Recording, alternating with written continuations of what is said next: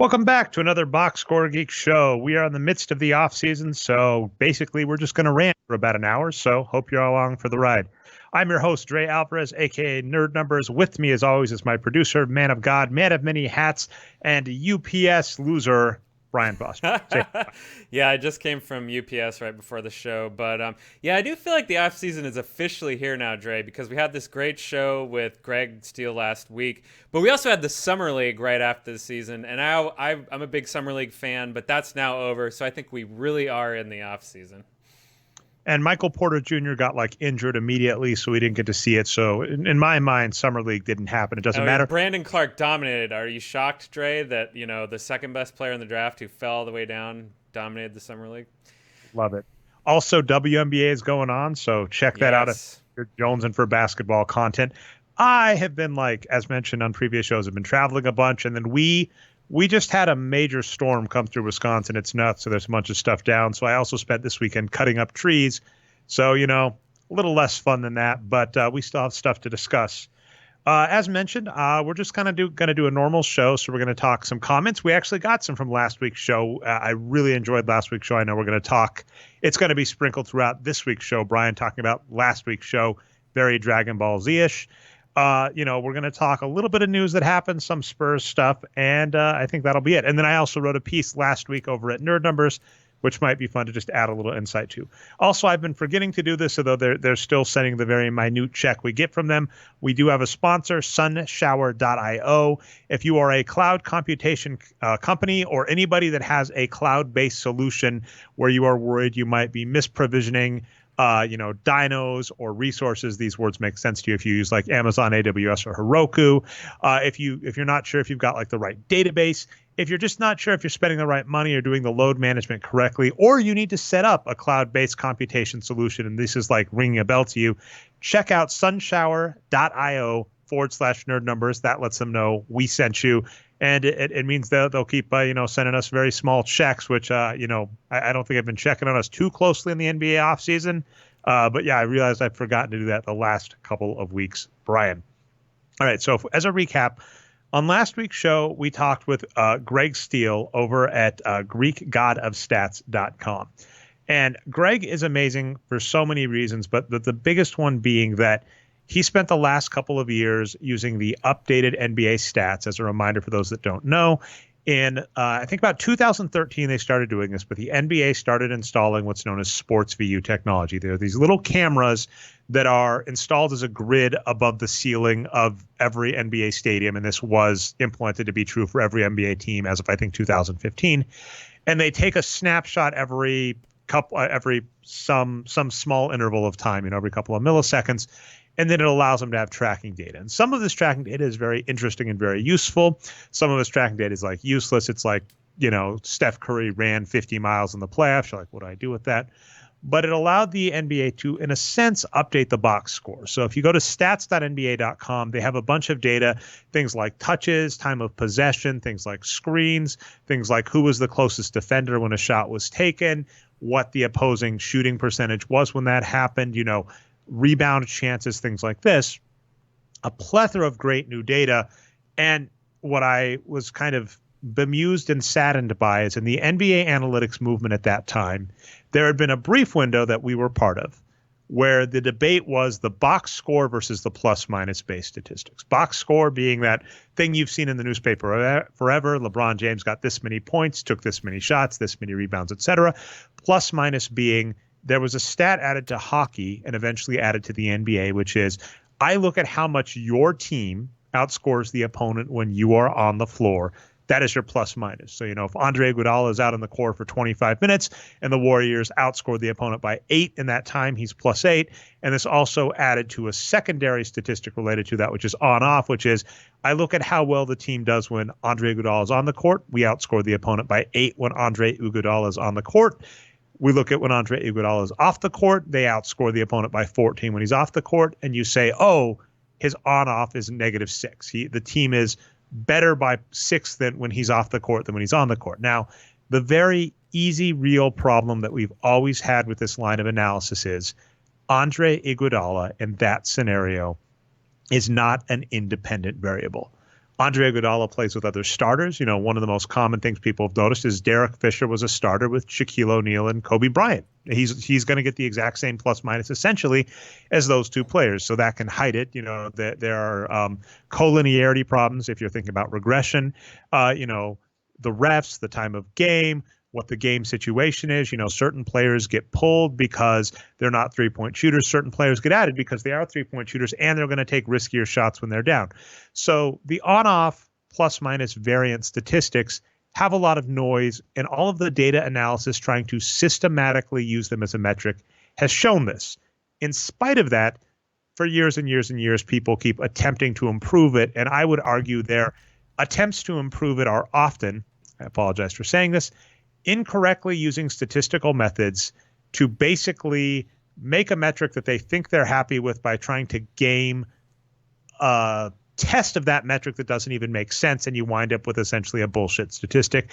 And I apologize, but if you see PM in the title of a metric, either box score based or real, for instance, BPM over at Basketball Reference is a box score statistic, but it is a box score statistic that is a regression on a plus minus statistic that is in itself a regression on plus minus data. So it's just all sorts of noise. Unfortunately, that kind of took off as the new in vogue. And so I was kind of saddened because what I was hoping for, sorry for that long-winded precursor to Greg's work, is I was going, there's all this new data. Why aren't people using this new data to improve the box score metrics? Ideally, just wins produced is what we had argued, but, you know, win shares, wins produced, et cetera. Why aren't they using that? And Greg actually was behind the scenes doing that. He's got a 1,000-page book with all sorts of stuff. And what I would stress is, and I'll get back to this on topic number one, Brian, after the comments, I don't agree with all of it. But he did what I have wanted people to do. When we get in these arguments, so often my complaint is, even if we have a fundamental philosophical disagreement, the methods in which you would want to go about proving or testing or making a metric around that philosophy have not been done properly. Whereas Greg is our boy. Greg did exactly what we wanted. He went to the new data, started parsing through to see how much he thought that new data affected player responsibility, if that makes any sense. So, you know, if I have a 2-point shot, the easiest thing to do is I could just say whoever made that 2-pointer is responsible for the shot. We were talking pre-show about this, Brian. Dave Barry in the book Wages of Wins, that was their initial method. And then eventually they went through and said, holy cow, assisted shots are much more, have a much higher rate of going in than unassisted shots, which gives the implication that the passer is helping with the performance of the shot. And Dave did a very simple method of breaking down assist credits for shots. The way that's done in the wins produced formula is an assisted shot is basically worth a little higher. You look at the team's assist rate versus the player's assist rate. And essentially, if the player assists more than their team rate for position, you boost them for passing. And if they are worse, you ding them for passing. And then you give the shooter credit for the shot, and you give the assister credit for assisting on a 2-point shot. Now, again, if you're listening to that and you're like, oh, there's so much more you could do with that. What about screens? What about pick and rolls, et cetera? That is what Greg went out and did, which is why we are thrilled. So Greg Steele was on last week's show, Greek God of Stats again, wrote the Basketball Bible, which you can purchase over there for $15. I highly recommend it just to get all of that information. And so he was on last week's show to talk some players. And that's going to get us into our comment section. Brian, I'll let you comment on that really quick while I queue up the comments. Yeah, so when you were going through all that, I had a question for you, which is any of what you just said prompted by a tweet by Krishna Narsu today about the correlation for the Draymond statistic? Did you see that?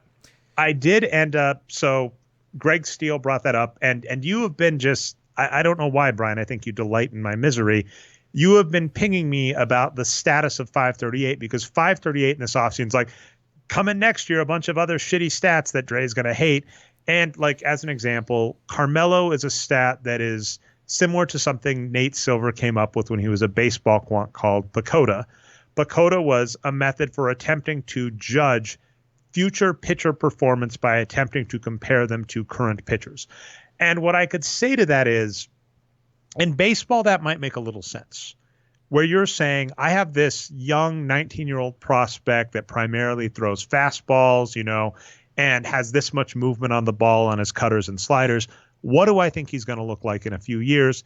Let's look for players with similar types of pitches, etc. But their Carmelo metric used such ridiculously weird things such as draft location, which doesn't, even make any sense, right? A player drafted 9th that is traded to the Phoenix Suns, like Sean Marion, or a player drafted 15th that ends up getting traded to the Spurs is much different than a player drafted 9th that stays on that bad team. And then additionally, the fun note, when they released their metric Carmelo, it came out after this influx of all of these new statistics, and they were still using outdated ones. We talked this little on last week's show, and it's something that Greg has updated, Brian, which is I think the usage statistic is a bullshit statistic, unfortunately. And what I should give Dean Oliver credit for is if you read the sticker of what usage is telling you, it's fine. It is saying, here is the percentage of plays I want to give credit to my player for directly ending via an offensive movement, either a shot or a turnover. Good or bad credit, right? It doesn't matter. Yeah, that's the point. It's just saying, and that's not horrible, right? Because it does tell you this player ends the play this percentage of the time. But again, anybody looking at basketball goes, well, Steve Nash can hold the ball for 20 seconds, pass the ball to Sean Marion every play in a game. Sean Marion's usage is going to be through the roof. Steve Nash is low, even though Steve Nash held the ball a majority of the time. And the new statistics added stuff for this, like time of possession, et cetera. So people were using usage as a proxy for ball handling. They were trying to say, We're going to use usage as an attempt to estimate which players are holding the ball more, with the logic of the players that hold the ball more are going to, turn the ball over more often, are going to have harder shots, et cetera. But then when the real data came out, it went, this is not the right statistic to be using. Carmelo came out, still uses usage-based statistics instead of the modern one. And so that's what Greg did that we really loved. So, but with the way I've been saying you delight in my misery is Nate Silver came out and said, we're going to introduce all of these new statistics. It seems like a weird plan to name them after players. To be nice, mean at the same time, I think the analytics movement in sports is still too small and still too much of a joke that no one gives a damn. But later on this show, we might talk Kawhi Leonard and trademark and Nike and all that. And naming a metric after a player seems like an odd take, because it does seem like Draymond or Carmelo Anthony could come up and say, like, what the hell? And I think they're naming one metric Raptor, I think is what you passed along. I have not read any of these in depth, and it is my sincere hope that I don't have to. That has usually been my take on the analytics movement, Brian, which is I don't like being a freelance teacher's assistant that doesn't pay me to judge other people's work that haven't put in the due diligence to do their work correctly. That's not a lot of fun. It doesn't get you paid a lot. It doesn't make you friends online. People in general, when you criticize their work that they've just been doing for fun, tends to make them get pissed at you. So I've kind of taken a step back from it, but sometimes a metric is big enough that you have to. But back very, very, very, very back to where you started this. Draymond is a metric they release that's supposed to judge defense. And what Narsu did over at Nylon Calcus just looked at year-to-year consistency. Now, here's a fun story, Brian. Year-to-year consistency in basketball stats was something Dave Barry and the Wages of Wins threw in as an afterthought to explain the following.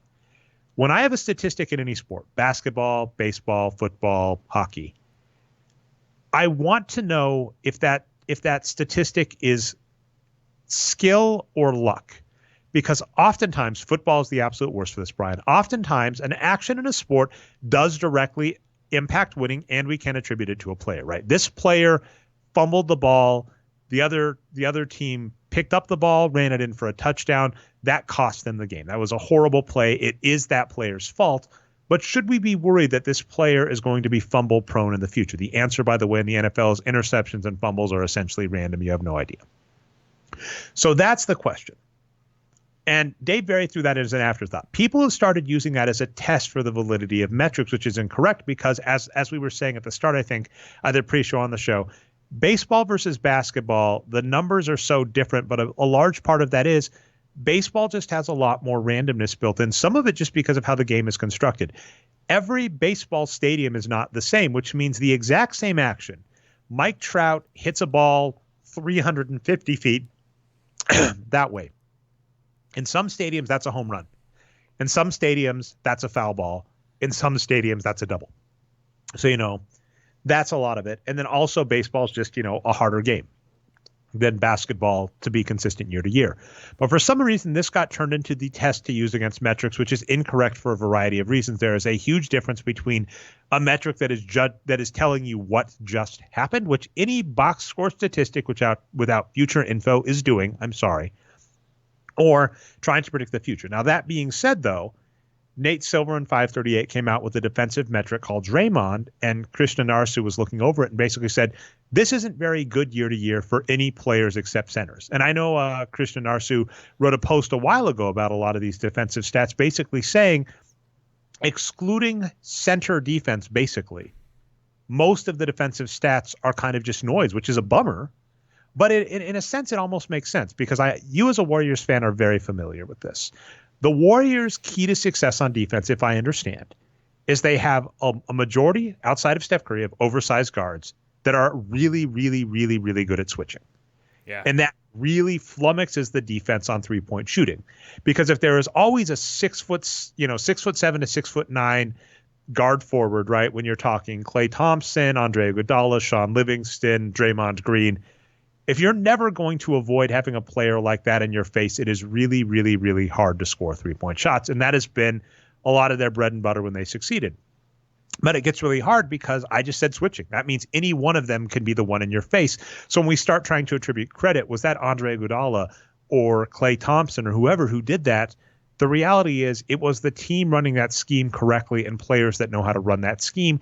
And that gets really, really, really hard to break up. Whereas centers makes a little more sense. I would equate, I've done this kind of metaphor before on the show, Brian, right? A center is kind of like a goalie in hockey, right? It makes sense. Rudy Gobert is the Utah Jazz's goalie.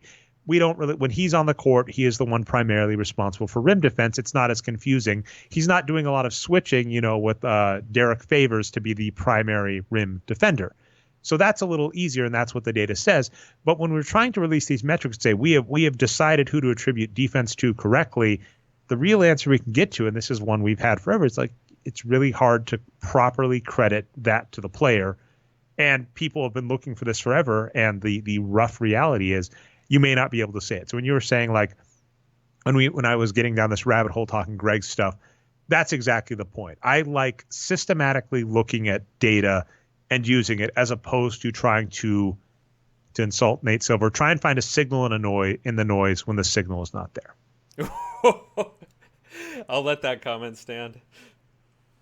All right, well, let's get to some of the comments from last week. I'm going to give Man Pansy, it's on the back burner, I apologize. So Man Pansy asked when we're going to go back to the old position adjustment. I'm not going to lie. This has just been on the back burner forever. I broke it down to guards, forwards, centers, or guards, forwards, bigs a few years back. I don't regret this decision because it kind of made sense. It's funny. Yeah. I was talking from a philosophical standpoint. It makes sense philosophically, but the way the NBA is played, there is a real difference between 4s and 5s. So going back to that would be ideal. Something we plan on doing, but also at the same time, when I'm starting to look at like Greg's work and stuff, I'm debating if there are other movements I want to do in that. And I really want to practice what I preach.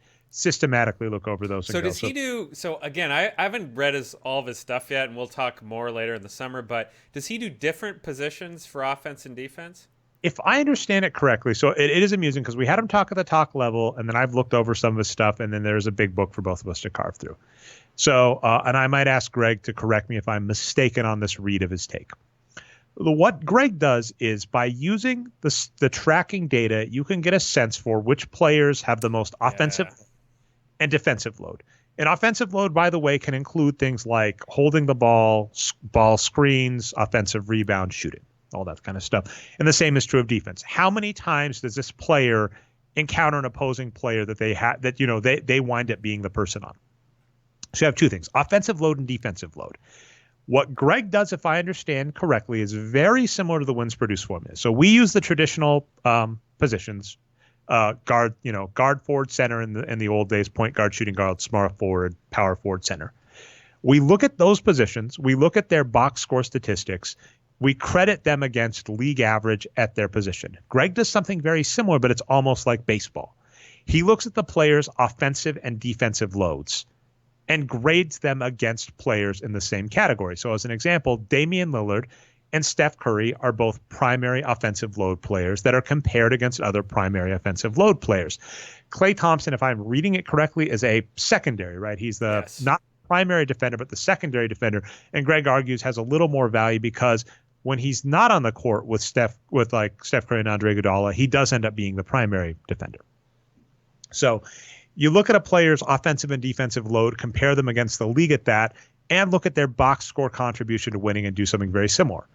I'm going to get back to this in a second, but that is the major difference between us and them. And Jay Millis asked about that, or either Jay Millis or Jay Mills. Apologize, my monitor is not as big as my. Mills to me. MLS. And Greek God of Stats brings that up as well, where he's kind of saying you look at the load of the player and then he breaks up the credit for shots and rebounds a little differently than we do. For what it's worth, we do kind of split up defensive rebound amongst the team and same with assists, but I'm not going to go too in depth in that. But that's the fundamental difference between us and Greg. And what we're doing is, one, Greg has added more box score statistics than we have with the new data, which is fantastic. That's what we would agree. That's what we wanted to do, actually. Like, even before the tracking data, one thing that I've regretted never getting around to doing is charges can be inferred from the play-by-play. Yeah. And just directly credit the charge of the player that draws the charge. There's no reason not to. But Greg's added the new box score statistics and split up the credit as he sees fit there, which we are fine. Well, that's where it gets funny, right? We are fine with that line of thinking. I might end up with a fundamental disagreement with Greg saying, you know what, a screen really shouldn't be worth that much of a made basket, but that's fine. He has broken up the data based on a systematic breakdown of how he credits this. This is in his book, the Bible of Basketball, I believe is what he calls it. So that's fine. And then instead of using traditional positions, he looks at the load of the player. What is their responsibility on offense and versus defense? And then compares that to league average, which, again, we agree with, right? We agree with the idea of you take a player's statistics, you put them in a bin, you compare that bin to league average, and that tells you how much that player, with the responsibilities they are giving, is helping or hurting your team. And something that I have a lot of credit to what both Greg and we do is we just accept that what the player does on the court, the plan that the team has wrapped about them, is what we are going to give them credit for. The classic example I always bring up is with Ari Caroline and floor stretch, because Ari Caroline did something very similar. You look at players' box score statistics are, and from that you try and back infer what you should call that player, right? Which gets amusing because, for instance, you might look at Andrea Bargnani and say, Andrea Bargnani is really a shooting guard. And we don't disagree with that. His big thing was Dirk was a small forward, right? Not a center. Based on the numbers. Exactly. Well, yeah. So let's get a little clearer. What you would want to use Dirk as is a small forward based on the type of numbers he put up. The problem, of course, is Dirk, for almost the entirety of his career, barring a couple of seasons with Sean Marion, was used as a power forward center, and no one is going to dispute this. If you look at the box score, no one is going to dispute this. The metaphor I would use for baseball is, and this happens all the time, by the way. You notice a player that's really good at hitting or, really good at getting on base or whatever, and they're batting eighth. And you look at a player that strikes out all the time and is really good at stealing bases and they're batting first. You're like, what the hell are you doing? Like, this guy should not be batting leadoff. This guy should not be batting eighth. And that in baseball impacts their statistics because where your batting order impacts your RBIs. If you're going to be on base, if you're going to be in a position where you're going to want to steal or get hit home, all of these things work together. So it's really rough because I can look at a player and say, this guy really should be a cleanup hitter. And if he were a cleanup hitter, he would be putting up, 20 home runs a year, 100 RBIs, et cetera, et cetera. But because he's batting eighth, he's putting up 5 RBIs and only getting, he's getting 10 fewer runs than he should be getting in a given season. That's rough. Basketball is very similar. We can look at a player and go, this player, someone brought this, I think, a Twitter conversation. I apologize that I don't have it in front of me, but was discussing. Subtweeting. Okay. Well, no, I'm not. I know. I'm joking. Tweeted. That's the problem. I just don't remember who off the top of my head. That's my joke, Dre. Whenever I forget who tweeted something, I just pretend I'm subtweeting them, but really I forgot. A polite subtweeter where you're like, it's a fantastic comment, the absolute best comment on the web, and you're the worst. But I'm subtweeting you. Exactly. But the point being, there was this point in Knicks history where Jeremy Lin was given the reins to the Knicks offense because Carmelo Anthony and Amari Stoudemire were out injured. And you get into this weird question of, well, should, how should the offense be run? How should the offense be run when they get back? And that's entirely fair. But what we and Greg both just agree with is you have to just look at what the team did with those players and credit them for that. And then you get into a secondary question of, if I'm a team picking up that player, could I use them better? It is very possible during Dirk's prime that a team could have picked him up and said, you should be a small forward. We're going to get you a Sean Marion-like player, and we're going to play you next to Sean Marion and Tyson Chandler. If that had happened Dirk's entire career, oh my goodness, it would have looked amazing. So that's what we and Greg do, but the difference we do slightly is Greg looks at kind of a batting order on both offense and defense for the player. We look at the traditional position. And by the way, this gets even amusing too, Brian. Ty Willingham's back in the day. I know we've had this discussion about players with that traditional position. Magic Johnson, you might want to credit him as a 1 on offense and a 4 on defense. Yeah. And that's not something we ever did, but that kind of intuitively makes sense. So I'm debating if I want to get the punchline of the story. I'm going to give the punchline and then just say I said that punchline after I tell my story in a second. The key about what Greg has done is we get in arguments all the time about basketball statistics. And the problem we run into is people will see a problem, and instead of using the methodology we would like for them to handle that problem with, they use very bad methods, incorrect statistical things, and that's why we get into a debate with them. And it makes it very rough because we are going, I want to debate you. I want to debate you on this subject, right, about usage or positionless basketball. But by using these plus-minus statistics or bad regression or smoothing, et cetera, I can't. Yeah. Because we're done at step 1. I can't debate you because your methodology is bad, and that is really, really rough.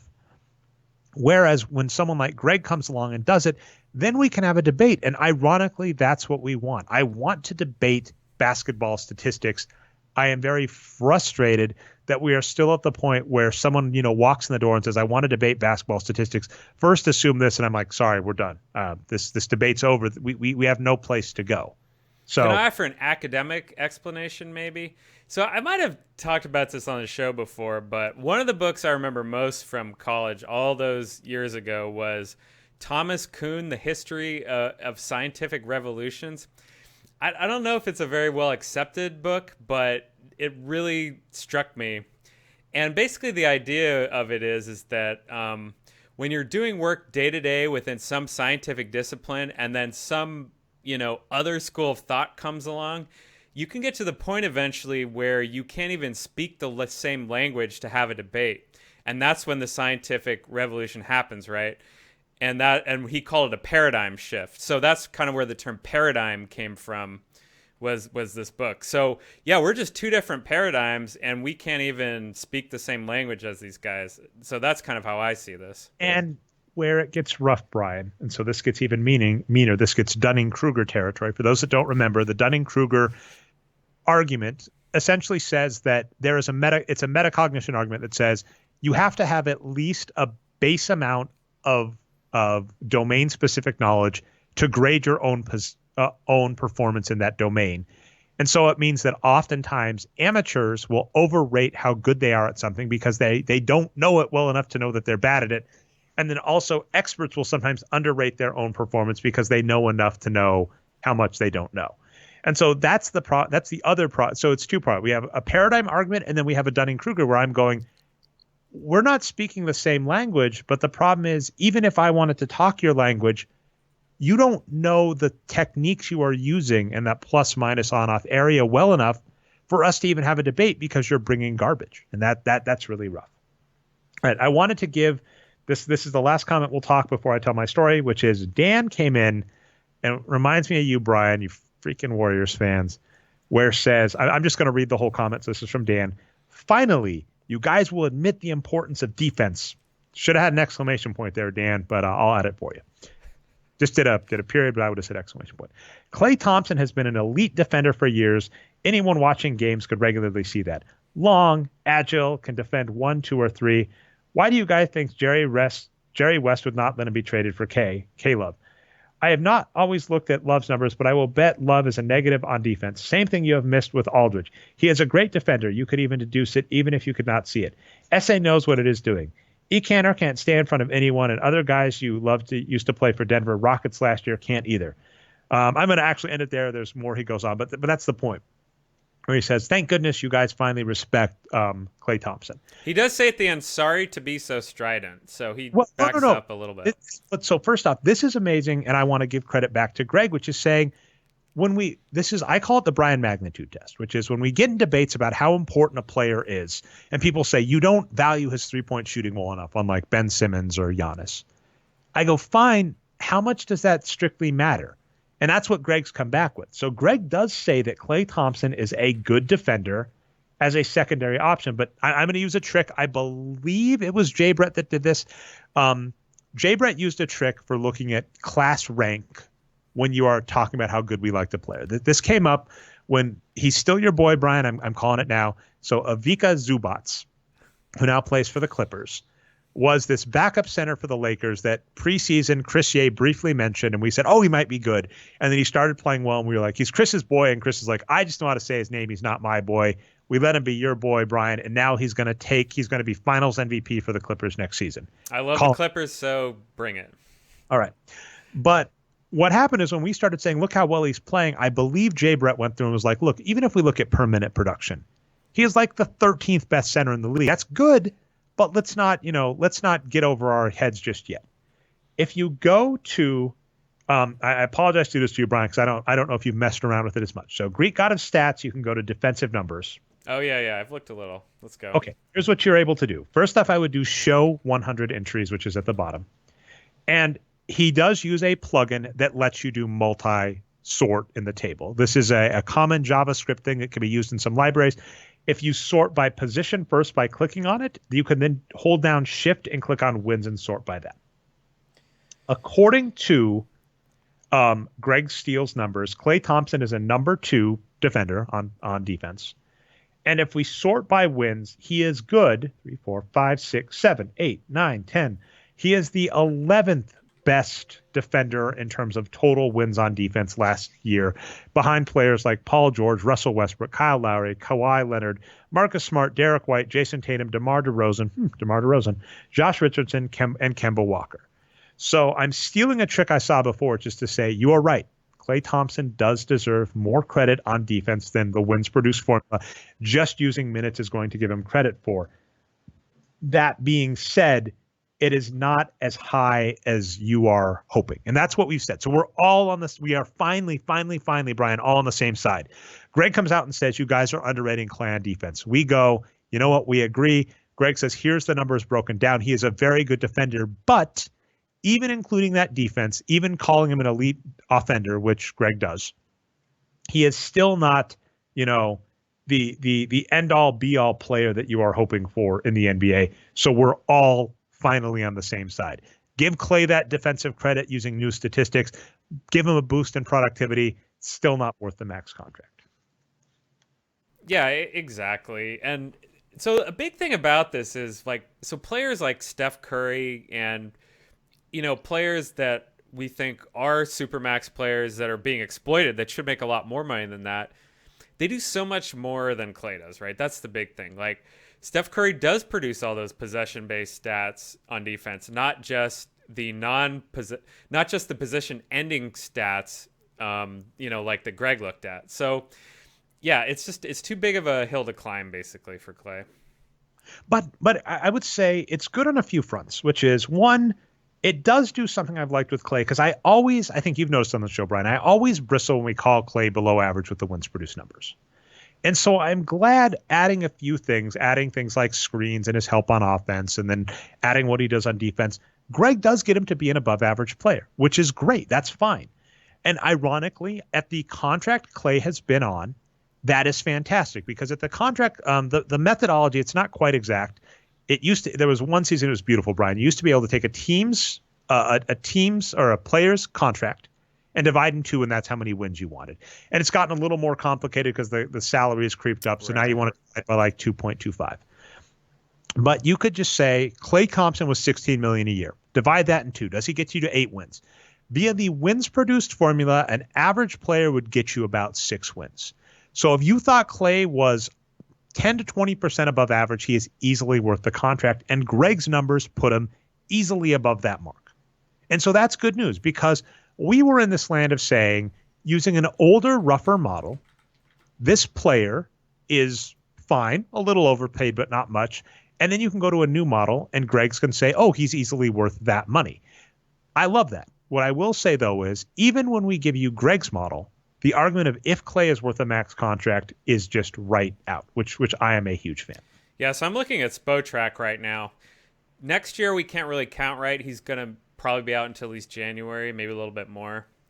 He's making $32 million next year, but then the year after, he's going to be healthy theoretically. He's making $35 million. So half of that, is he going to get 17 or 18 wins next year by wins produced or by Greg's formula? That's really tough. It'd probably be closer to 14, 12 to 15. And then I've said this too. This is why we're so much fun, Brian, because I come out very, very strident, right, in my point.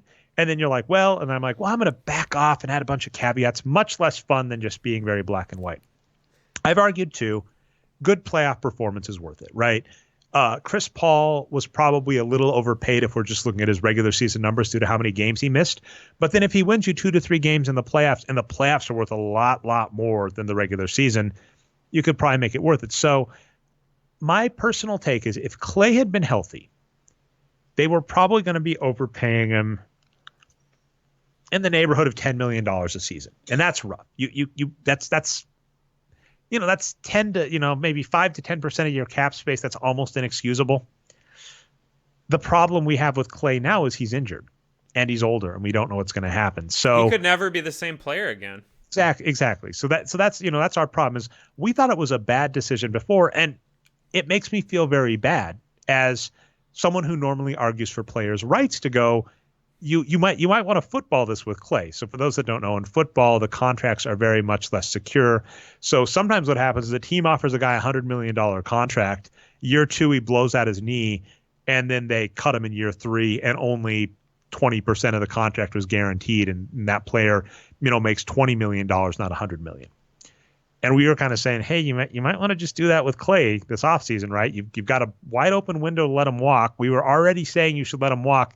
He injured himself in the finals. You don't know what you're getting back. You should just let him walk. That's where we're at. But just getting back to the comment and to finish it up, I love that we can all finally agree. We underrate Klay on defense. He was worth his last contract using Greg's numbers, which I'm less inclined to be upset with. Right? Sometimes when people come back with win shares or BPM or any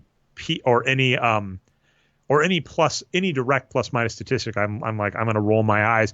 You come back with Greg's, I'm like, yeah, you have a point. And maybe we can start getting into little arguments about, So win shares is a box score stat though, right? Not a plus minus. But even looking at win shares, I'll give Greg credit if you look at his book and we can start arguing about it, where he did systematically say, I looked at how much this number impacted shooting percentage and gave it this much credit as a result. And Dave Barry did regressions on the same thing, whereas win shares, essentially Dean Oliver said, I think these should be worth this much. So it's a little different. That's fair.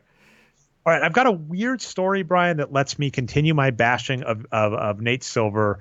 And ironically, I gave the punchline to it in that big comments discussion. Apologies. So I signed up for Stitcher Premium. Ironically, just because the Cracked podcast, which is one of my favorites, is at this point behind the paywall if you want to be able to use an RSS reader or whatever to feed it. Someone pointed out that they did have all of their old podcasts on SoundCloud posted at the site, but the way their iTunes feed, right, is no longer public. So I just signed up for Stitcher Premium for that. There are also another couple of podcasts that are behind that, like all of Mark Maron's, for instance. And I was listening to old Cracked podcasts because basically the glory days of that podcast was when it was hosted by Jack O'Brien. Jason Pargin made more regular appearances, and that's not the case anymore. So I was listening to some old episodes, and I was listening to an episode called What We Learned About What We Learned in 2015. And they have no longer works for them, but former 538 podcast host, have him on, and they're discussing a bunch of data throughout the years. It made me sad in a few places. For instance, they kind of misremembered the DraftKings FanDuel controversy at the time. It really bummed me out how even when there were lots of good places you could have been poking at DraftKings and FanDuel. The story wasn't covered correctly, which bummed me out because there were lots of things that should have been said in the realm of daily fantasy sport at that time that were not covered correctly because it seemed like everybody had a different agenda, is what it is. But they brought up Trump. And what happened is, at that time, 538 was essentially running story after story saying, here is why Trump has no shot at the Republican nominee. I'm going to give you some credit in the future of this story where towards the actual election, Nate Silver was more sensitive to the polls than other pundits, which was the correct take. But we'll get there in a sec. But early on, before Trump was the Republican nominee, 538 was very vehemently coming out about why people were overreacting and why this was, just publicity. And the 538 representative even says, Nate Silver has been going around the office telling people, we're going to catch a lot of flack right now, but people are going to just admit how right we were about Trump not winning the nominee and Clinton winning the nominee. That was what he was saying early on. So I listened to that and I was like, ha, ha, ha, ha. And then later on, they're joking about Trump again. And Jack O'Brien brings up Adam Todd Brown, who is he runs the Unpops Network. He's one of my favorites. He does what we want in journalism, which is he just researches. So he will study a story really well and actually follow the links. He won't just go to Wikipedia. He'll follow the links on Wikipedia to look up a story. He is a fantastic political person to listen to. One of his most recent shows was, it's a weird way to phrase it, Brian. They were arguing if CNN or Fox News is worse in terms of converting people into, alarmist right-wingers. I would say CNN is worse, personally. Holy cow. This was the argument because he was saying, obviously Fox News is just outright lying and feeding it. It's but he state was saying, TV, yeah. But CNN does a lot of legitimizing things that shouldn't even be in the Overton window. Ha, get to use that term, Brian. Yeah. Legitimizing those by giving them a platform. And then people that weren't really going to go to Fox News start giving those theories credit. And then it's a slippery slope, get to use that term too, Brian, into saying, those people on Fox News have a really good point. So is what it is. Just as an example to get on my political soapbox briefly, I really hate how immigration is framed in this country whenever it comes up with, people say, well, clearly illegal immigration is a problem and clearly we need to worry about our border security and all that. And if you look at the data, you go, immigration to this country has been dropping for years. Lots of reasons for that, but, is what it is. If we look at the population of people who immigrate to this country, they are actually usually an economic boon to the country, and even a couple of generations really help. And if we compare them to the average population, exactly what we were saying about players, Brian, you want to compare a player to league average. When you compare an immigrant to league average in the United States, they're much less likely to commit crime or do these other horrible things. So when you start the discussion at immigrants are a problem, instead of looking and going, well, what do we need to do to facilitate immigration reform in this country so that everybody's happy? It makes it really hard. And then that's where you get Midwesterners, like where I live, afraid that, a caravan coming from South America is going to come to Wisconsin and still their, summer home. It's ludicrous. Well, Pittsburgh is where the Tree of Life shooting happened, right? That's not anywhere near the border. Yeah, it gets ludicrous. So that was his most recent argument. CNN legitimizing these stories that have no place, or Fox really just doubling down on lies, which is worse. And actually, I would argue in that episode, Adam Todd Brown was coming down same side as you. CNN is much worse. But so he's one of my favorite writers because he researches a lot. He listens to this. One of the things he'll do is he'll listen to Trump's speeches, and he gets upset at the mainstream media where Trump will say, maybe we'll get a dog. And everybody's like, ha, ha. And he listens to speech. He's like, he was mentioning mass deportation in that speech. And he was giving very exact details about it. So, recently when there were all these ICE mass deportation things that were being reported on, Adam Todd Brown was ahead of the curve, not because he's a Nostradamus, which is one of his nicknames, because his name's Adam. He's like, hey, by the way, while all of you were just covering this stupid fluff clickbaity piece on Trump, I listened to the speech and researched where he might say that data. So with that type of mentality, early on in Trump's presidential bid, where he was still going for the Republican nomination, he said people are not taking Trump seriously enough, and he is following Hitler's playbook to how he could potentially get elected. And Adam Todd Brown said that a bunch, and Jack even mentions this on this interview to the 538 representative, and they just gloss over it and move on. And I tweeted this out as I was listening, I added Adam Todd Brown, and he mentioned it got some love. But it was amusing to me in the sense of, just this story, this analytics movement, and people not taking it seriously enough. So I'll try and get this back to Greg. What was amusing at the time is 538 was being very overconfident in their methods. And you noted to me that Nate Silver was one of the few pundits that come election time was actually giving Trump a fighting chance. And well, what I said was specifically when the leaks started happening, right? The hacking and all that, it worked. And the polls started moving, and Nate Silver said, "Yeah, look, the polls are moving, guys. Things are changing." So that's all I was saying. Which is key. And I would say, first off, I think the primary knocked Nate on the nose, and he responded accordingly, which is good. I do like that, because we were saying this about the freaking Golden State Warriors last season. Before the season, people I respect were saying there's no reason to even play now that they've picked up DeMarcus Cousins. This league is so unfair. And I'm so proud of us, Brian. I'm the only one of us, Brian. So as a reminder, Jeremy Britton, penultimate Warriors fan, Brian Foster, I'm going to give you ultimate, Brian, ultimate Warriors fan, and myself have all come out with predictions about the Warriors. And Jeremy is amazing because he came out right after they picked up David Lee and said, "Oh my goodness, this team is on their way to being a 50-win team." And they were in the dumpster for the next 2 seasons. And then they picked up Bob Myers as the new GM. And he came out and said, this guy is spouting the same platitudes every GM has. Right. Not, oh my goodness, are you kidding? This team's not going to get to 50 wins. Then, by the way, like Andre Iguodala and Kevin Durant forced their way onto the team, and they won all the finals MVPs for the team that won 3 titles. So it's hard to argue that was the GM's credit. We give him a little, like you give him an assist. We've rightly noted this. Unlike other GMs who, Danny Ainge, who I can insult in Boston, who got cold feet going, I don't know if I want to go all in on Jimmy Butler. I don't know if I want to go for DeMarcus Cousins in the midst of a title run. At least Bob Myers said, you really want to be on this team, I'm going to make it work. So we give him credit there, but we would probably call him the passer, not the primary scorer. Well, here, I'll say briefly, Dre, that I'll say there's 2 really important things about GMs, the deal-making side and then, the evaluation or analytics side or whatever. And we've complimented Myers a lot for the deal-making side, but now it seems like maybe he's falling short on the analytics side. So that's all. Analytics side can also be rough to judge. We've said this about Daryl Morey and possibly even Myers.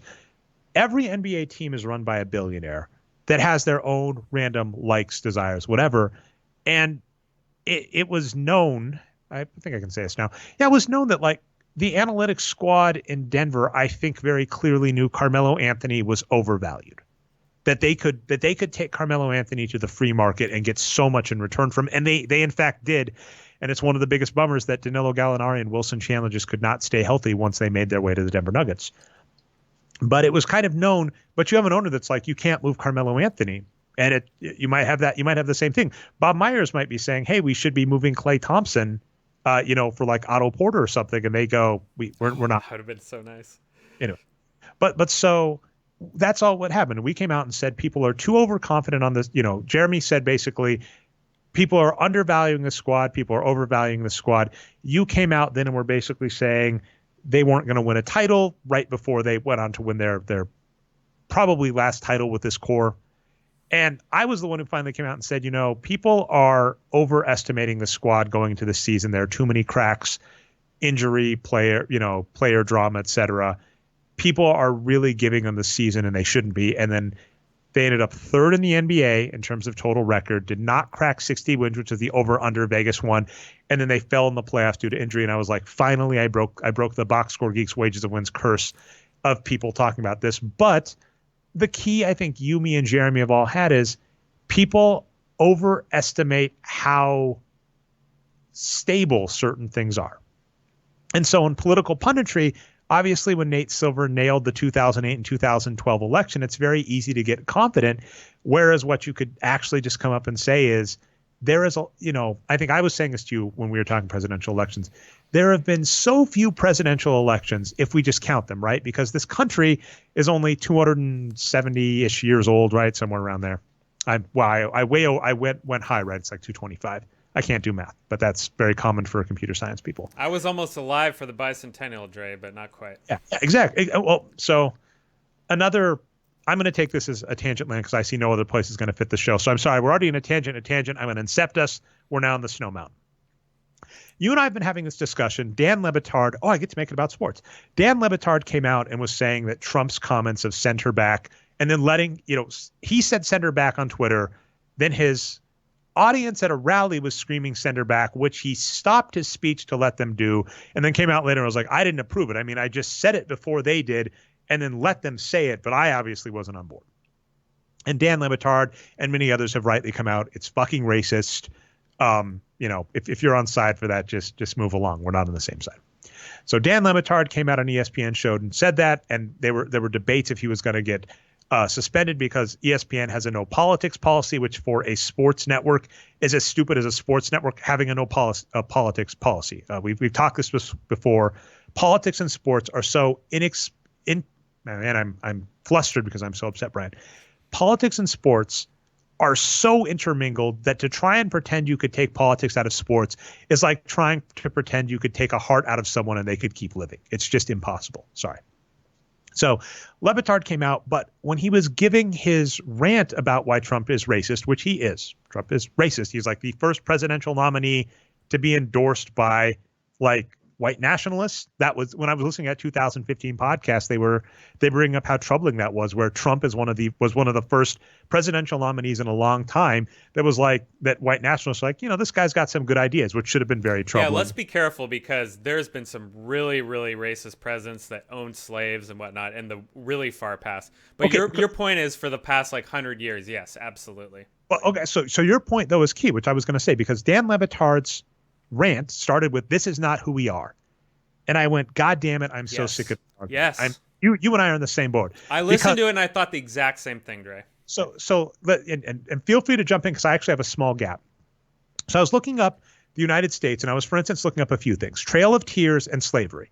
So slavery wasn't abolished until the late 1800s. So we can throw out the first 110, 120 years of United States history about being able to claim anything with moral authority on concentration camps not being who we are when we had slavery being legal. And then, of course, during the same time, Trail of Tears, we repeatedly relocated Native Americans to worse and worse conditions, killing many.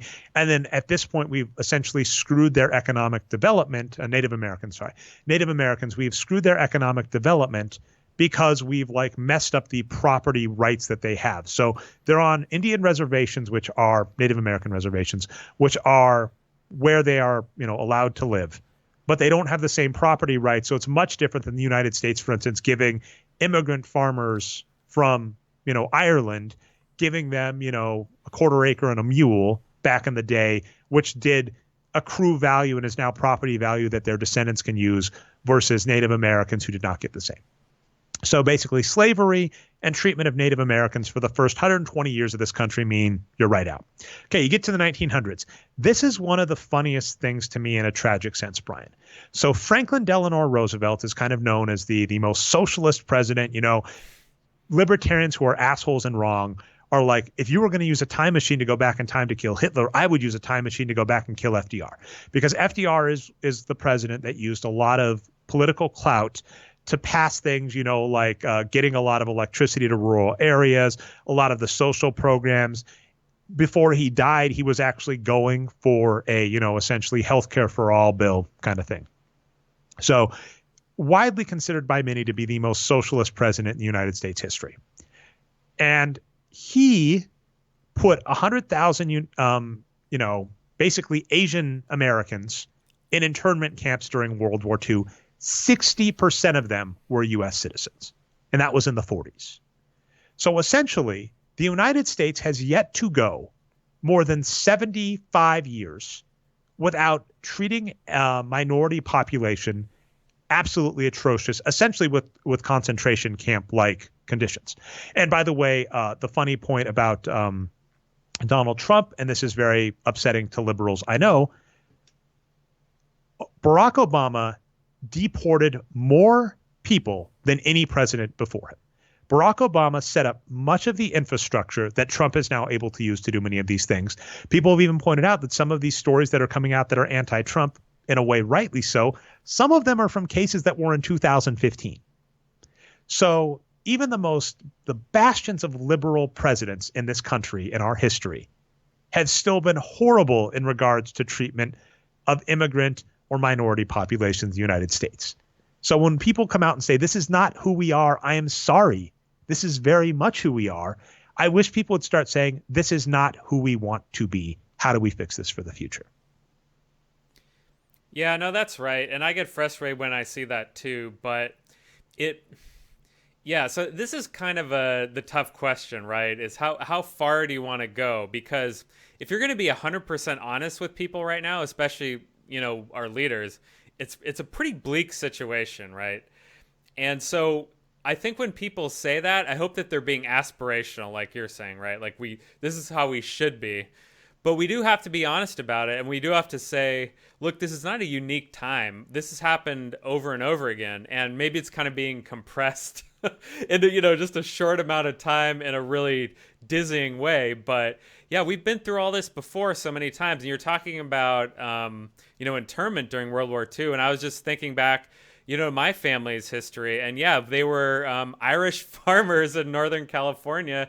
And, in that area was apple orchards, right? And I remember my grandfather saying, yeah, there was all these Japanese families that got interned that also owned apple orchards, just next door.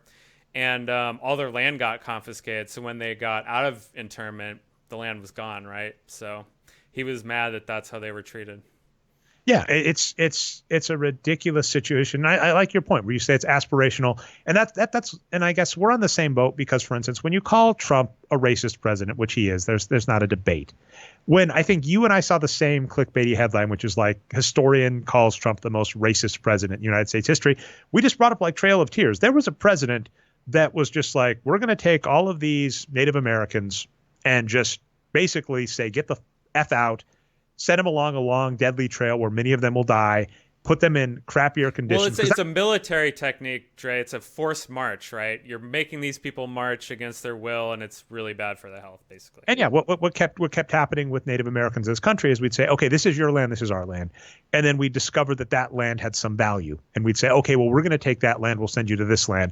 And so not only did we forcefully relocate them and kill many in the process, because travel was not the same back then as it is now, we also, put them in a worse position. So, let's be, I agreed with your point. Let's be aspirational. Okay. Somehow I'm going to get us back, Brian. I'll see.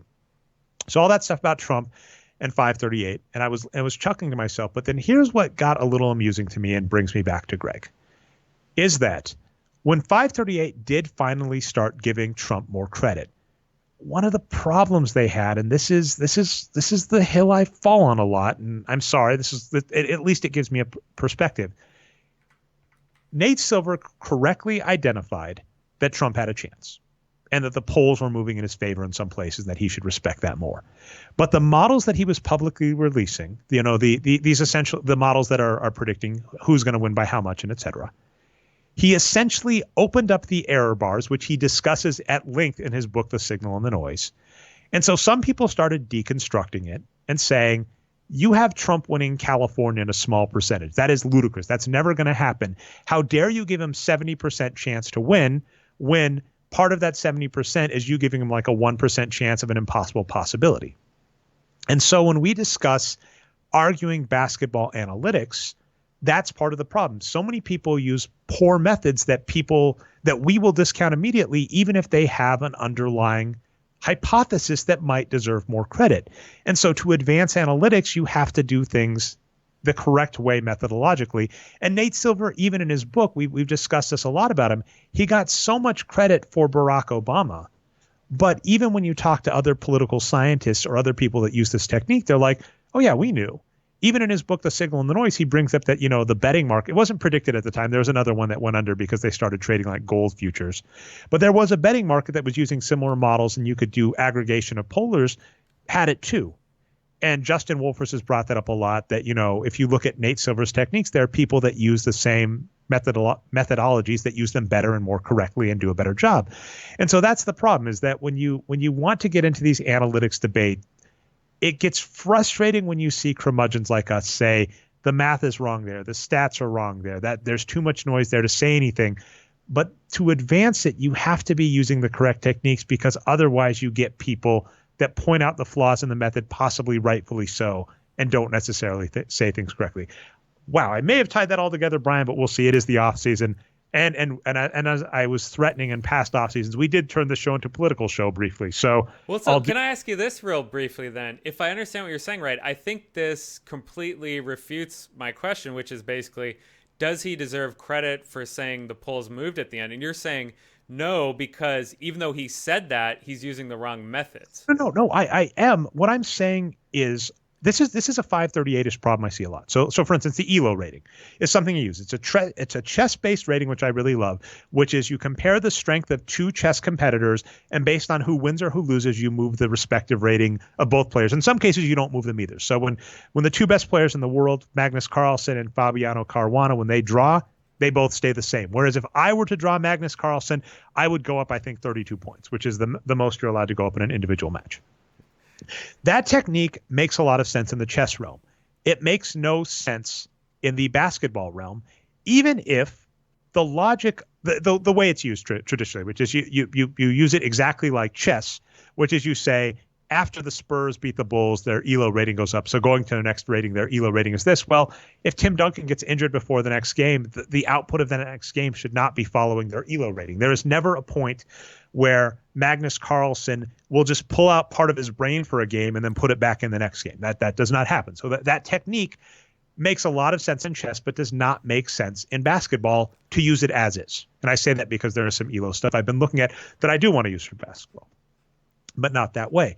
A lot of times analytics people will find a technique and they will just say, I've used this technique in this field, I'll use this technique over here, without properly vetting if that technique applies or the ways you need to go about using that technique if you're going to use it there. And so that's all I'm saying happened with Nate Silver. He recognized a possibility, responded to it, but did it with an incorrect model.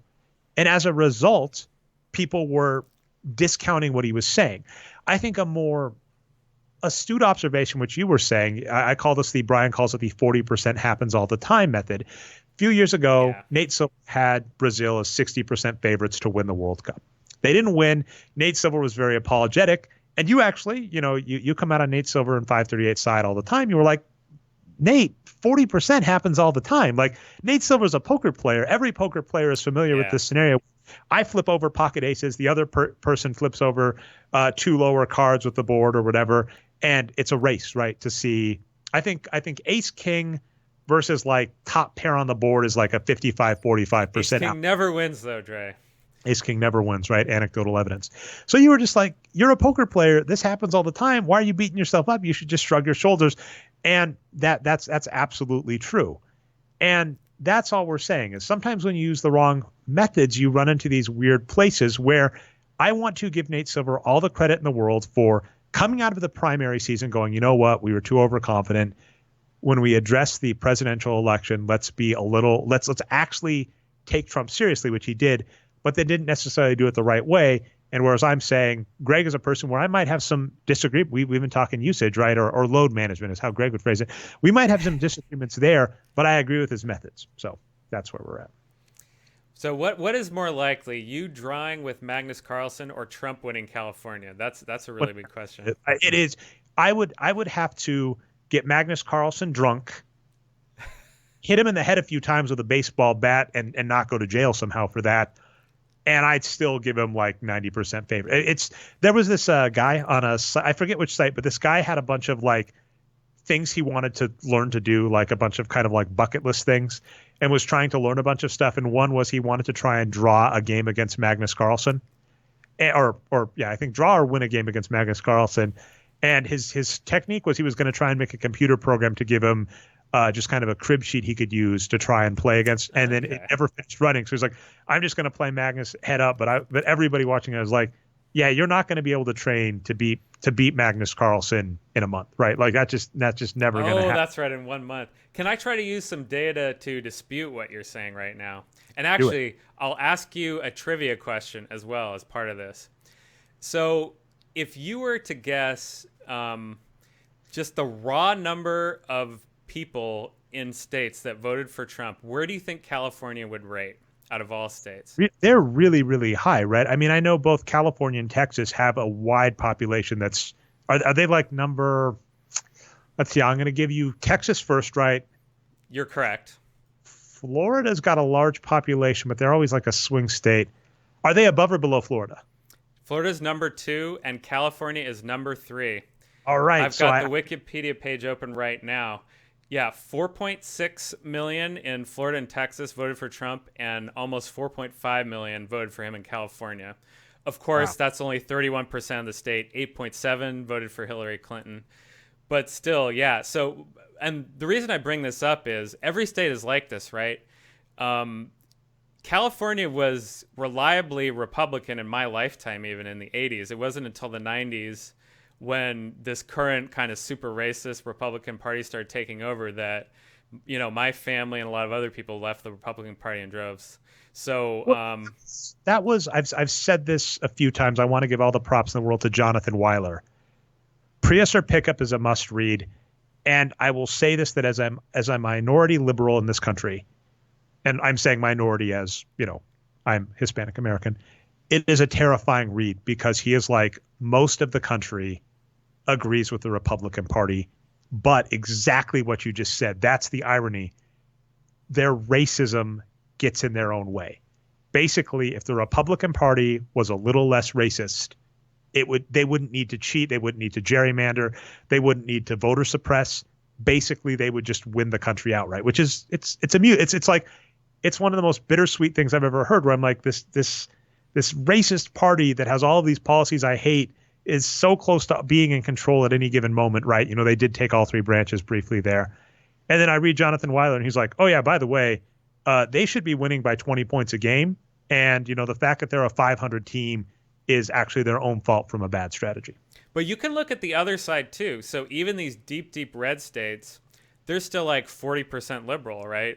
So really, like every state is very mixed. So that's the only reason I bring this up. But yeah, it's huge. And I mean, the electoral, I mean, we didn't even get into, we were talking like the 3/5 compromise and stuff. That's the point, is like, when you're saying this has all happened before. So for instance, something we could look at in this country right now is the wide number of people that are incarcerated in jail and how messed up our system is for not giving them a right to vote. And then it's messed up on 2 fronts, right? Prisoners aren't allowed to vote. And you're going to have some people that argue that's correct or not, whatever. I think if you're a citizen of the United States, you should get a right to vote, especially, and you could especially argue that non-felons deserve a right. Well, this is a can of worms, but if you know the history of all those laws, they began incarcerating a lot of people with the intent of disenfranchising them. So it gets funny on 2 fronts. So there's that part, right? If you're incarcerated, you can't vote, and then additionally, where you're incarcerated, your vote counts. Your body, your population in a census sense counts towards that region, but you don't get a vote at all, which is, basically you inflate various places that have prisons while also not giving those people a right to vote. That's been the case since the start of the United States. The start of the United States, southern states said, we don't want northern states to outvote us, so we want credit for the slave population that's down here. And then, of course, rightfully so, they would go, well, they're slaves. They don't deserve a right to vote because they're a slave. And they'd go, okay, well, here's the compromise. We'll count them as 3/5 of a person for districting, electoral college stuff, but they don't get a right to vote. So again, when you're like, it's always been this way, it's always been this way. Yeah. So, God, again, sorry to laugh, but this is gallows humor. I'm sorry, but going back to what you're saying about how both of us are so frustrated with this being so racist is not the American way, right? So think back to the beginning about who could vote. It was just property owning white men. So both of us would have been excluded from that. You own property, but you're not white. I am white, but I don't own property. So neither of us would have been voting. And of course, no women at all or anyone else. So yeah. All right, let's stick to sports. I guess we'll get back to sports. Yeah, stick to sports. I did write. And I don't want to say, I'm equally, oppressed or whatever. Yeah, no, I mean, I'm amazed. Thank you. That's like an off-season gift that Brian, despite you knowing more politics than me, you let me go way longer than that. And I think you recognized, you're like, yeah, it's the off-season. And some of the biggest stories we're going to talk are Kawhi Leonard's logo and Marcus Morris. So, okay, I wrote a piece. We're just going to briefly talk it because I think the piece speaks for itself pretty well.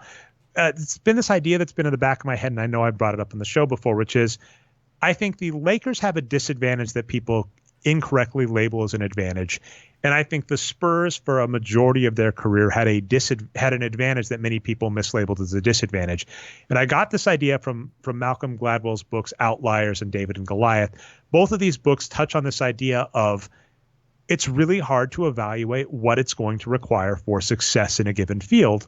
And sometimes the things that we think guarantee you success, going to the top law school in the country should guarantee you success in law, right? Whereas in, I believe it was Outliers, if not David and Goliath, or both, there were essentially Jewish lawyers, 40, 50 years ago that were excluded from these big law firms. And as a result, made smaller law firms, and they were excluded from big cases. So they did these smaller cases. And essentially, they wound up being experts in corporate mergers and acquisitions, which was so huge and lucrative in the 80s on. So you would say to someone in the 60s, it is such a huge disadvantage that these big law firms refuse to hire me. And the only cases I can pick up are these merging cases between these two small firms. Whereas in the 80s, if you go, oh, you are the firm to go to for corporate acquisition and mergers, that is such a huge advantage. So it's really hard to label things or advantages or disadvantages. And I've said that the Lakers get this prestige of being this big market team that can just buy whoever they want. And it's amused me because in recent history, that perception has caused other teams like the Pelicans, like the Spurs, like even the Memphis Grizzlies, to refuse to do business with them, while other teams that are in similar situations, the Clippers and the Nets, to get a free rein to get those players. So the Lakers have this advantage everybody believes that's not really an advantage. And I was saying it's amusing because like Lakers fans argue the league's against the Lakers and people are like, what are you talking about? But it's true that they have this air of perception from the 80s when they were fleecing teams in trades, when they got Magic Johnson and Jerry West, they got these 2 number 1 picks they had no business picking up, when all of the big names, when Kareem Abdul-Jabbar and Shaquille O'Neal forced their way onto the squad, they have this huge advantage that everybody thinks is still an advantage that's no longer there. And then I've said the Spurs were the Moneyball team of the NBA. They're this small market team. They're 20th in the NBA in size in metropolitan area. They were giving away 1/7 of their television revenue to a defunct ABA franchise, ironically enough, in a better market. It was the Spirits of St. Louis. St. Louis is a better market than San Antonio. But because of that, very much like the Jewish lawyers in Malcolm Gladwell's book Outliers, they were forced to look at markets nobody else was looking at. And they destroyed the international market for like 2 decades, getting players nobody else was looking at, or would get players that were, Danny Green. I've seen people bashing Danny Green going to the Lakers. Danny Green on the Lakers is fantastic. We've loved him. They were looking for players like that. So I just found this idea of advantages that are mislabeled as disadvantages very amusing and vice versa. And I thought the Spurs and the Lakers are 2 teams that encapsulate that. And I've had this story on the back burner. It was a fun one to finally write. And I was writing it in the midst of watching this offseason go by and everybody bashing the Lakers for only coming away with Anthony Davis and Danny Green, which has to be the first or second best prize in this offseason. I mean, I think Paul George plus Kawhi is probably the winning package. But Anthony Davis and Danny Green is a close second. And also doing this, you didn't pick up Kawhi, you have this advantage. And I was like, they don't have this advantage. Didn't Las Vegas have the Lakers initially as the number 1 rated team to win the title, and now they're still kind of top 5, right? So yeah. Vegas must be right on this. I think it's amusing because what was happening is people were going, oh my goodness, the Lakers with this huge advantage couldn't get it done. And I was going, if we look at very recent history, Chris Paul trade, Kawhi Leonard trade, the Kawhi Leonard trade, no trade that happened last year, the Anthony Davis no trade that happened last year, even just Andre Iguodala wanting to go to them this year and getting blocked. I'm like, that advantage is not as real as you think it is, people. Is it still possible for him to go there or not? I haven't been following it. Oh, yeah. I think all that happened was Memphis signed for him and was very clearly just going to waive him because they were just looking to cap dump. Oh, so now he might start the season on Memphis, people are saying? I'm not up on this. Memphis is saying we're not going to let Andre Iguodala, we're not going to waive him. If you want him, you have to trade for him. And essentially what they're doing is price gouging, where they were like, oh, you're going to go to the Lakers? Well, we're not going to give you unless you give us a pick or something. And of course, the Lakers gave so many picks away to New Orleans, so that's much harder for them to do. So that's what I'm saying. My hot take is Memphis could threaten in the playoffs if they keep Iguodala. That is true. They play the right. Valanciunas. they've got some players. Yeah. And like I said, I thought the piece for the most part spoke for itself. I just thought it was an amusing story and was a good offseason topic. I enjoyed it. All right, let's get on to the Spurs, which relates to that piece. Tim Duncan's going to be an assistant coach. Good. I don't have too much else to say on this other than that's cool. It's cool that he keeps with the Spurs. We'll see how that goes. Yeah, nothing out of Brian. And then I'm going to give these just as shout outs, but it'll end the show as my shout outs. So first off, there's a Marcus Morris saga going on. What happened was Marcus Morris agreed with the Spurs to sign with them for 2 years and $22 million during this frustratingly stupid part of the NBA offseason. So what ends up happening, right, is we have the NBA finals. Then we have the draft lottery to decide who gets to draft the top players. Then we have the draft. Right after the draft, there is free agency, but there is this weird window where teams are not allowed to officially agree, but everybody's wheeling and dealing. And you have astutely noticed on the show, properly noticed. I think I used astutely like 20 times on the show, Brian. I'll try and do better in the future. I'd rather be astute than proper, I think. Oh, I love it. Okay. You astutely noticed, because that's what you prefer, that none of these deals were set in stone. And in theory, any one of them could fall through the cracks. It gets into a very weird territory where, for instance, nothing was stopping New Orleans from backing out on the Anthony Davis trade. But so many people were saying, oh my goodness, it would be unfathomable for them to do this. And I'll bring that back to politics briefly, where I think that was a lot of politics and why Trump won. Part of why Trump won was that so many people were like, it is so improper for a presidential nominee to do this. Surely he will stop doing this in the name of decorum. And then he was like, well, what if I don't? Oh, can I get something in on that, actually? This is the real reason why Nate Silver was wrong. Because there is no data or models that exist for what happened with the election interference. It's never happened before. Yeah. So that's why Nate Silver is wrong, because he was relying on data, and his data ended up being invalid because of the interference. Yeah. I think that's the other thing that we've talked about, both in NBA and politics, right? Presidential elections and NBA titles, because there have only been, I think 50. I think it's a little more than that, right? 60 NBA finals, right? And they're not all following the same rules, and they're not all following the same things. And there have been, a similar number of presidential elections, right? Because it's every 4 years. Because they are so few, while it is really tempting to use a backfilled model using historical precedent, there is nothing that says in U.S. politics or an NBA title. I would doubt it, Brian, but like, an all point guard team that just takes threes, maybe it wins the title in 2 years. We don't know. We've never seen it. So it's really hard to judge. The unknown unknowns, which also comes up in Nate Silver's book, The Signal and the Noise, is a key part. So that's the problem is going, this data model worked really, really well for the last 4 election cycles. I assume it'll work well for this one. That's the problem. And a really fun Twitter spat that came out of that, which bums me out because I'm actually on Nate Silver's side, is between Nassim Taleb and Nate Silver, where Nassim Taleb's claim to fame is he wrote these books, The Black Swan, Fooled by Randomness, where he talks about that, where he says you make these models, you backfill it, and you're not adjusting for these black swan events. A black swan, he named it that because all swans are white until someone found a black swan, and the odds of there being a non-white swan were much higher than people were giving it credit for at the time. So you have this model that works 99% of the time and 1% it doesn't. It's horrible. And people are saying they think the model is 99.9%, not 99%.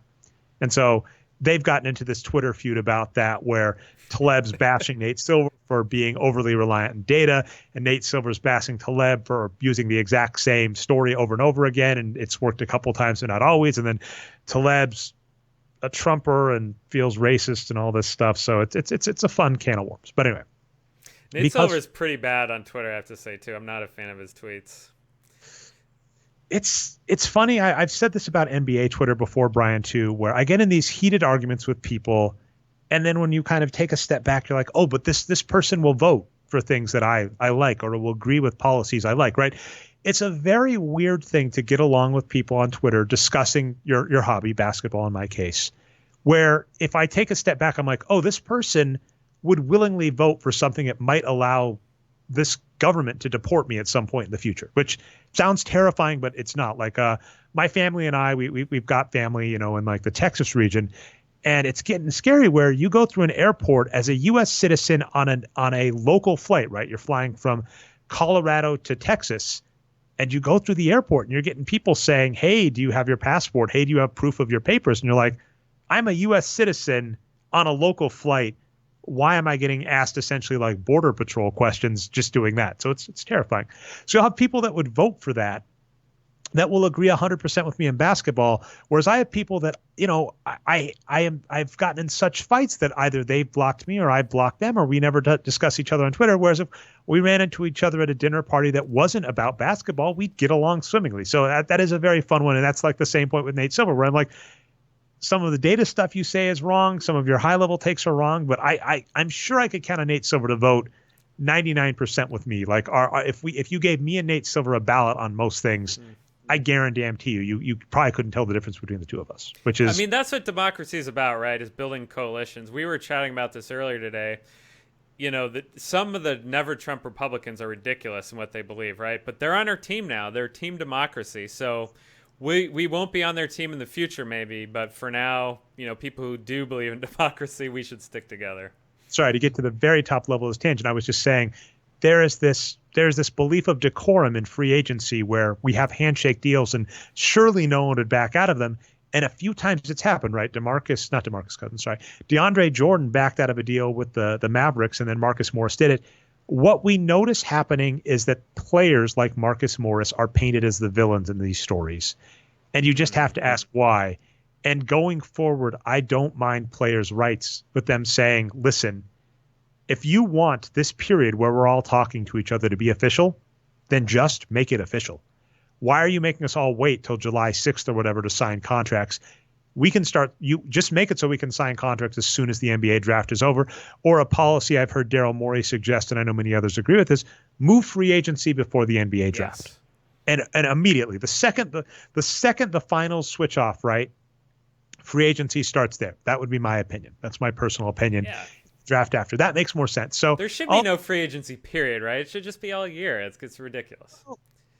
I can give some of the checks and balances in the NBA, things like salary cap, basketball related income. Well, that's true. They do need to calculate the salary cap, so there's like a week period, right? But I'm fine with so many of those. Then I just get upset when people are like, the draft and restricted free agency, we need all of these checks and balances for parity in the NBA, which is essentially the outdated electoral college of the NBA.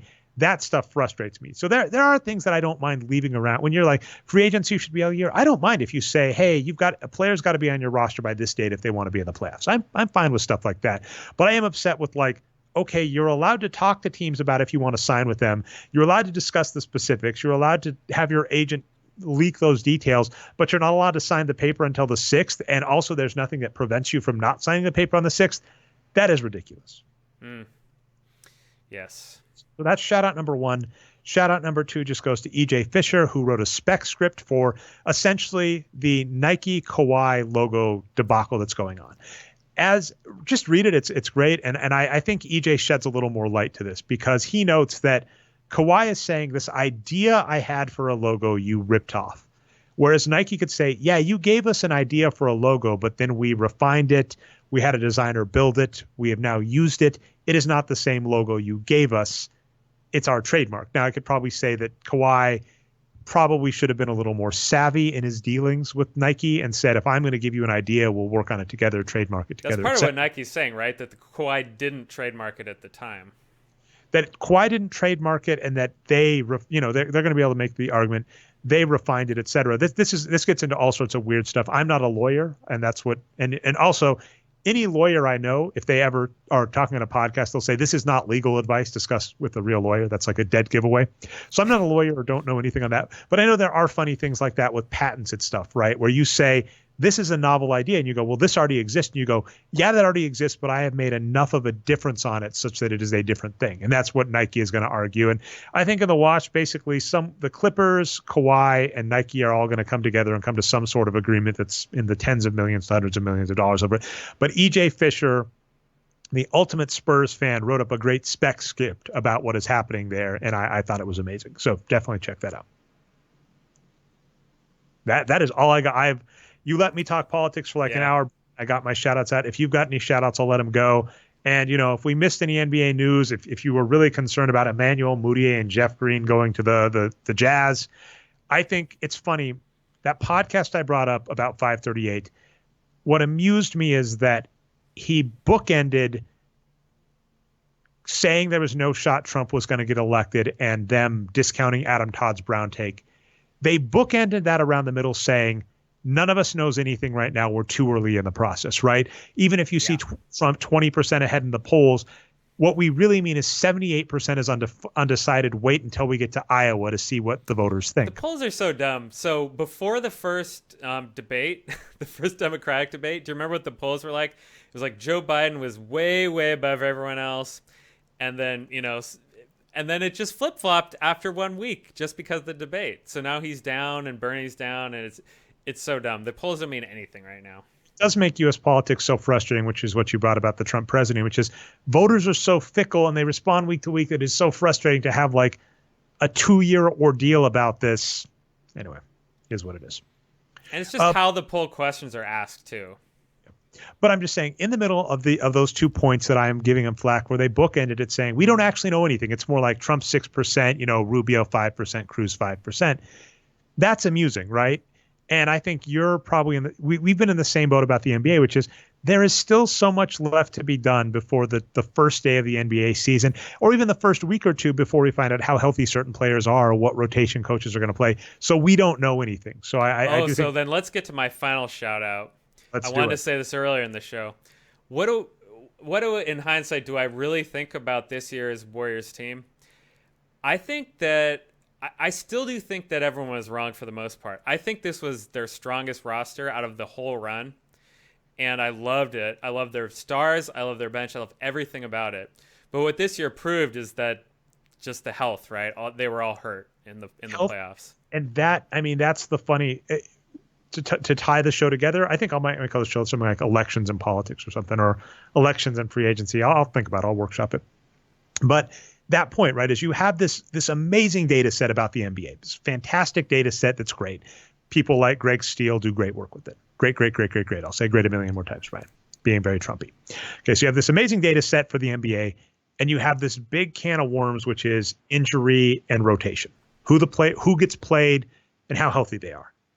And that stuff that we don't know is so huge that even though we have this fantastic data set, we just have to throw up our hands and say there's a lot that's out of our control. And the exact same was proven true in the last election, which is we have this fantastic data set that is really, really great. And we have these external forces that can move voters in ways that we may not expect. And we don't know what those are. And so we have to throw up our hands and say a lot of it's out of control. And when everything goes the way it's supposed to, you get nailing every single district calling Barack Obama in 2012, or nailing that the Warriors are going to win so many games. But then when it goes poorly, that's when you get other stuff. Yeah, there you go, Dre. That's it. That's my shout out. All right, that's this week's show. Thanks. If you're still back with us next week, it will probably be less politicky. Maybe we'll talk stupid movies or something. I still need to catch up on Stranger Things, Brian. Shout out to the Mueller testimony in the House in 2 days from now. That's happening. So maybe next week will just be a 2-hour us recounting that. So maybe I lied. I think. Okay, let me get Nate Silver on you for this. I expect it to be a dud. I don't think anything new is going to come out of it, but there is a small chance that it will be explosive. There you go. Take I have heard is that the Mueller report is a very long, very boring document that most people have not read, including various senators, which is amusing. And that if there is a sound bite that you can get from a public testimony, that has a potential to reach more people. But as you've kind of noted, I know Mueller has said a lot that he's very against this. He doesn't want to do this, and has said, he might just come up and say, per advice of counsel, I've been advised not to answer. What I stand by what's in the report. And you might get someone, or Ocasio-Cortez is really good about stuff like this, where she'll read stuff or say, you said this and this, what do you think? So even if the person is very stone-faced and doesn't say a lot, you do get a really good clip, right, of Cortez basically saying a bunch of stuff in front of a camera that looks really good, even if the person is deciding not to play ball or say anything. But if, I think you're right to say don't get your hopes up. I'd agree with you there. So here's actually a cynical prediction. that I hope will come true, actually, is that everyone's saying, oh, it's no big deal now, don't worry about it. But then after Mueller testifies, even though it's stuff that's already in the report, all of a sudden they're like, this is terrible. But it's already public now. I don't know. I'm cynical on the Democrats, Jay. It's really, really weird in so many things. So, this will be, I promise this will be the last point. If you're still with us, if you left 10 minutes ago, I don't have a complaint, although you're still with us, so whatever. One of the things that amuses me is the phase of matter chart that I think we all learned in high school, maybe middle school if you had a good middle school, which is this idea of as you add more and more energy to something, it changes phase, but it is not linear, right? You add a bunch of energy. Easiest way to think about this is an ice cube to steam. You put an ice cube in a pot and you turn up the heat. And there's a lot of, wow, way to be on the ball, Brian, because I've forgotten so much science vocab. I've forgotten science vocab, math, statistics vocabulary, and I went to school for some of those things. So amazing work there. So you put an ice cube in a tray or a pan and you turn up the heat, and for a long time nothing happens, and then suddenly the ice cube very quickly starts melting and boom, turns into water. It skips the liquid phase, right? It goes from solid to gas. Actually, it depends if you went hot enough. But if you didn't go hot enough, right, it would go liquid. It would go solid to liquid to gas. But as you're watching it, the watch pot never boils. Okay. You're putting all of this energy into water and nothing's happening. And suddenly it starts boiling and suddenly it starts steaming, right? And that's what a lot of this politics feels like, where it's like there is no one thing that is going to tip things, and it might not even tip things in time, Brian. But you just keep hoping, okay, maybe this is the change of matter, right? Maybe this is the thing that finally turns ice into water. Maybe this is the thing that finally turns water into steam. And one of these times it's going to be right, I hope. Yeah. Just the reason I bring that up is it's frustrating how political the Democrats are being. They need to not be political right now. They just need to speak with 100% clarity and talk about justice and corruption and whatnot. So anyway, that's my frustration. I had this in my head. This I promise. I don't promise, actually, based on our Bayesian model. If I promise this, I'm lying to you. I had one thought about this, which is one of my favorite shows, Babylon 5, which we've talked a lot on this show. Okay, Babylon 5, in storyline, there is this character named Dukat. He is the leader of the Minbari people, and there is a point in history where the Minbari are debating whether they should go meet with the humans. I have a lot of problems with this storyline, by the way. There are a lot of plot holes in it, but we'll leave those out for here. It turns out to be vastly important that the Minbari and humans form an alliance to win an upcoming war in the show. So he's saying the prophecies say we should really be meeting with these humans. It's really, really key that we meet with these humans. And there's this higher council, the Gray Council, that runs the Minbari people. That's like very political, very Democratic Party. Oh, now's not the right time. It's not politically wise to do this. We should wait, et cetera, et cetera. We've got our own problems back home, et cetera, et cetera. And so what he does is he forces a vote in the council to say, should we go meet with the humans? And they say no. They vote him down. And he comes out and he's talking to the future ruler of the Minbari. Her name's Delenn. And he says, I knew it wasn't going to succeed, and I could force their hand and make them do it, but I'm not going to. But the quote he says is something like, "The truth is out there, and that's where it needs to be. And if someone's doing something foolish, you could tell them to stop being a fool, but sometimes it's just better to get the truth out there." And it turns out that that's wildly important because, at least in the show, because in the future, when Delenn, the upcoming ruler, needs to make a move, she's able to come back and say, "Look it. We knew we were supposed to do this. This guy came in front of you and asked you point blank to say it, and you said no. Your argument now is wrong. I'm going to do this. I'm right. You were on the wrong side of history because he forced you to say it." And so when you're talking about, and so it's funny because it's highly political, right? In show universe, it was hugely wise to force a vote, even if you didn't win the vote, because now you have all of these leaders on the record as to what they say. So in the future, when the same thing comes up again and it's wildly important, you can say, you said no last time. Here's where we're at now. Are you going to say no again? And so with Trump, even if impeachment didn't work, which I don't necessarily agree with, if you get every single Republican senator on the record as saying, I agree with Trump, or he hasn't done anything impeachable, and then something comes out and you go, you were on the record. Do you still say that? That's hugely politically advantageous. So it's frustrating where I think, to your point, they're arguing it's not political to do so, where I'm saying, and we're arguing it's the right thing to do. And not only is it the right thing to do, it could be a political advantage if they would do it. So it's so frustrating to see them not. Yeah, if I were to leave my actual position of you shouldn't be political at all and be political about this, I would argue that a trial in the Senate where Trump was found innocent would be better politically than having no impeachment at all. And I Agreed. think it's not even close. And that's where I think the Democrats are wrong. And using the historical precedent of Babylon 5, it agrees with you. And even Arturo's brought up before, even when even when Clinton was not, well, he was impeached, right, but wasn't actually removed from office. Even you could argue that right after that happened, they managed to win, the presidency and the Senate. So I think it is politically advantageous, but is what it is. Okay, for real, we're done. Thanks so much for listening to the Boxscore Geeks Politics Show. Don't worry, we'll go back to other stuff in the future. I've been your host, Ray Alvarez, aka Nerd Numbers. Brian Foster, found on Twitter as Boxscore Brian. If you found us not through the website, you can find us at boxscoregeeks.com. You can also find my writings occasionally at nerdnumbers.com. We go live every week, twitch.tv/nerdnumbers. Our regular time is 9:30 p.m. Eastern Standard Time. Sometimes we change that up, and maybe we'll let you know if that needs to happen. And you can find recaps of the show, channel Nerd Numbers on YouTube. And then, of course, we have the iTunes and Stitcher show, the Boxscore Geeks Show. Subscribe, upvote, helps us out. Thanks so much. Hopefully, we'll see you next week if we didn't lose you this week. Have a good one.